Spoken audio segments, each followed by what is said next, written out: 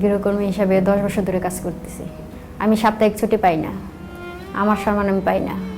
যে বলে যে বুয়া এটা দিয়া যাও, বুয়া ওইটা দিয়া যাও, কারণ আমার তো নাম আছে, উনি তো আমার নাম ধরে বলতে পারে যে তুমি এটা আমারে দিয়া যাও, ওইটা দিয়া যাও।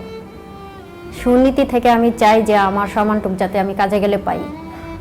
কাজের দক্ষতার জন্য যদি প্রশিক্ষণ দেয় তাহলে আমার জন্য উপকার হবে। আমার স্বপ্ন হচ্ছে যে আমার ছেলে দুটার আমি মানুষের মতো যাতে মানুষ করতে পারি।